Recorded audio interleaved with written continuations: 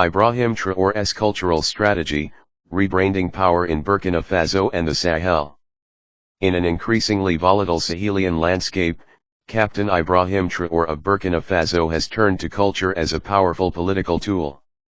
According to a recent exposé by El País, Traoré has embarked on an ambitious cultural strategy to legitimize his military regime, deflect criticism, and reimagine Burkina Faso's identity within a broader Pan-African context.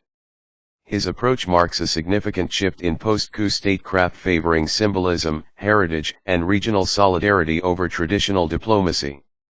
This evolving cultural doctrine includes the inauguration of a grand mausoleum for Thomas Sankara, the reinvigoration of Africa's premier film festival, FESPACO, and visionary plans for a regional passport, common currency, and a development fund among the Alliance of Sahel States, AS, comprising Burkina Faso, Mali, and Niger.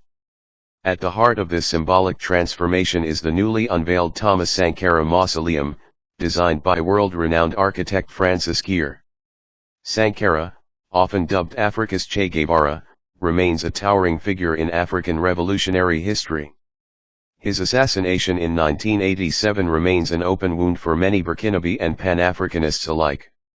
By honoring Sankara, Traoré not only taps into deep-rooted national pride but aligns his regime with the ideological spirit of self-determination, anti-imperialism, and social justice. This strategic revival of Sankara's legacy is more than historical homage, it's a declaration that Traoré seeks to inherit and amplify the Sankarist mantle in today's Africa. Complementing this symbolic initiative is the revival of FESPACO, Festival Pan-Africain du Cinéma et de la Télévision de Ouagadougou, the continent's most prestigious film and television festival. Under Traoré's administration, FESPACO is being transformed into a platform not merely for entertainment, but for ideological expression and African unity. The festival now champions themes such as sovereignty, resilience, and cultural pride, mirroring the regime's aspirations.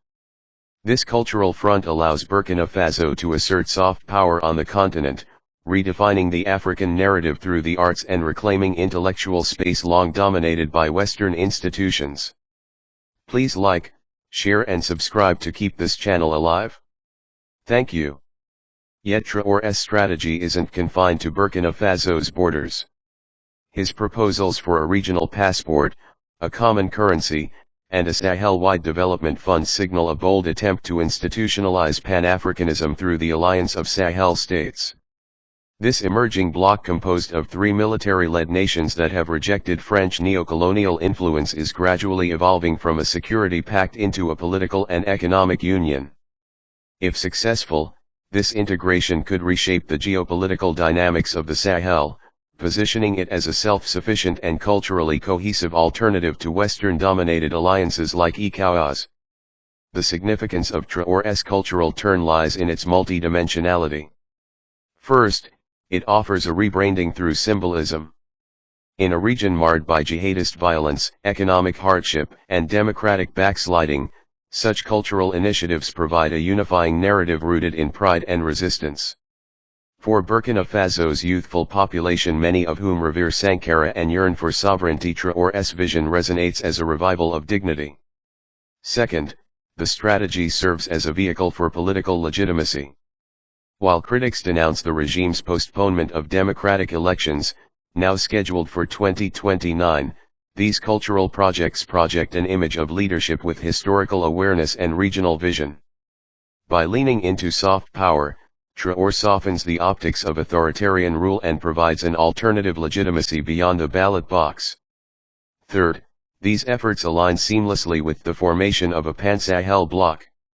Traoré's government, along with those in Mali and Niger, has expelled French military forces, curtailed Western NGO operations, and intensified diplomatic engagement with Russia. Cultural unity reinforces these moves, creating a shared identity and sense of purpose among Sahelian populations increasingly disillusioned with the West. However, the context is far from idyllic.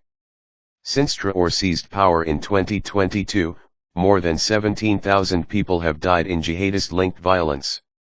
The country remains under severe threat, especially in its northern regions. Human rights organizations have raised alarms over alleged abuses by security forces and the lack of political freedoms. The government's pivot toward cultural nation-building thus occurs under the shadow of deep insecurity and mounting criticism. Still, observers note that Traoré's use of culture as strategy marks a remarkable innovation in African governance. There is no sudden coup, no shocking announcement, but a deliberate attempt to forge a new national identity through memory, art, and regional solidarity. It is a move that seeks not only to preserve the regime, but to inspire a broader African awakening. Please like, share and subscribe to keep this channel alive. Thank you. In the final analysis, Traoré is not merely building monuments or promoting festivals, he is constructing a narrative. One where African nations chart their own course, free from external dictates. Whether this strategy can outlast the pressures of violence, economic turmoil, and authoritarian drift remains uncertain. But what is clear is that in Traoré's Burkina Faso, culture is no longer passive, it is a weapon, a shield, and a compass.